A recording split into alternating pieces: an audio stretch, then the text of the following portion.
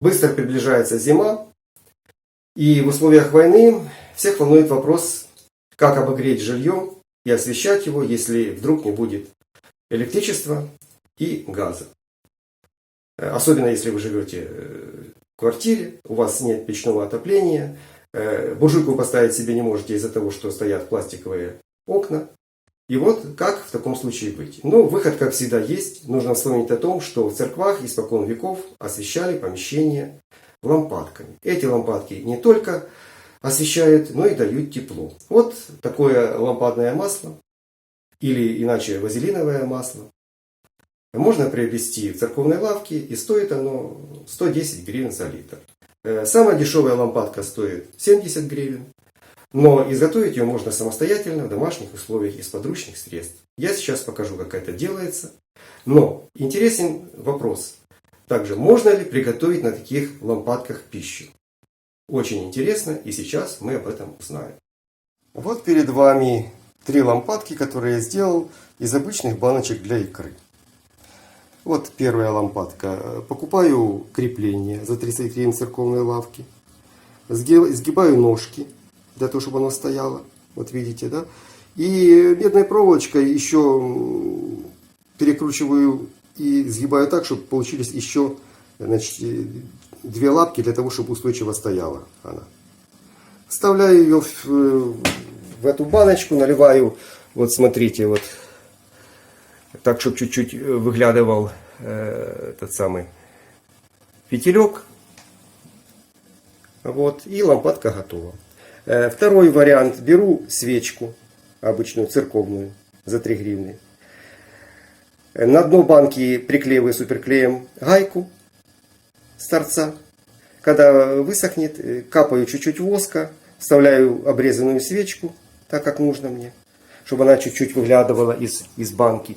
Наливаю тоже это масло церковное, лампадное. И тоже лампадка готова. Вот. Что еще можно сделать? Вот из такой крышечки от икры, да?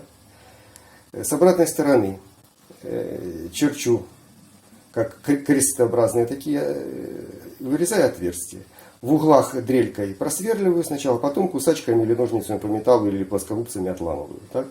Все это очень просто делается.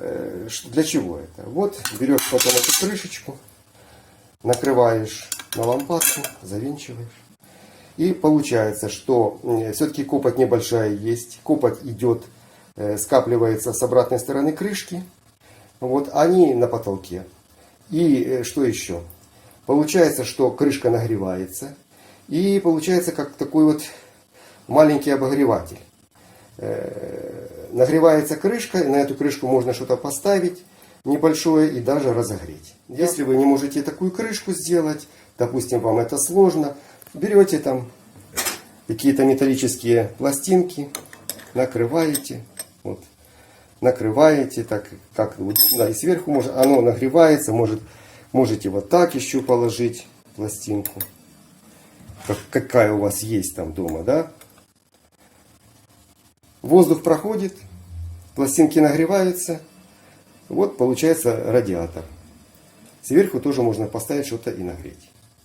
Такая импровизированная лампадка не только светит, причем очень долго, и масло лампадное расходуется очень медленно, чрезвычайно, да? Такая может на несколько дней хватить. Но и греет, и довольно тепло. Вот рядом я поставил градусник. И на этом градуснике уже 26 градусов. 26.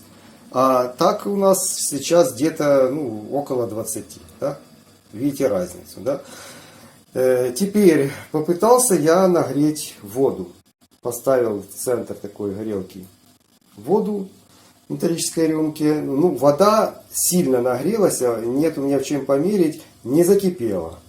Не закипела, к сожалению, но нагрелась очень сильно, я думаю, что градусов до 80, не меньше. Вот 3 лампадки поставил я на газовую плиту, предварительно сняв решетки. Понятно, что лампадки дают свет и тепло, но можно ли на них, допустим, разогреть воду или приготовить пищу? Сейчас попробуем. Вот я поставил их с небольшим расстоянием, видите, друг от друга. Вот. И так поставил, чтобы, вот, допустим, сейчас дно кастрюли. Ставим туда кастрюльку с водой. Прошло около часа.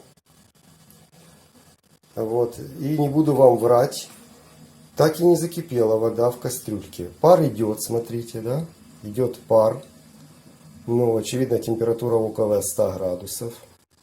Вот, но мощности не очень много от такого нагрева, поэтому нагрев длительный.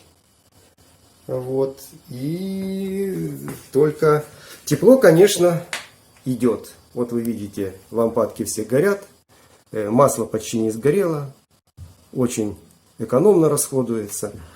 Вот, копоть, конечно, есть. На кастрюле видна, вот вы видите следы копоти.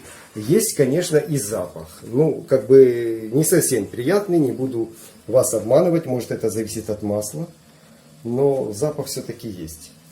Ну и эффективность разогрева, вот вода горячая, тепло, конечно, есть, но вы видите, вот пар. Но что-то сварить здесь, не знаю, не пробовал. Может, вы попробуете, напишите в своих комментариях. Ну вот, так вот. Если, может быть, 4 поставить, будет эффективнее. Но, во всяком случае, свет есть, тепло есть. В принципе, есть возможность и нагреть воду.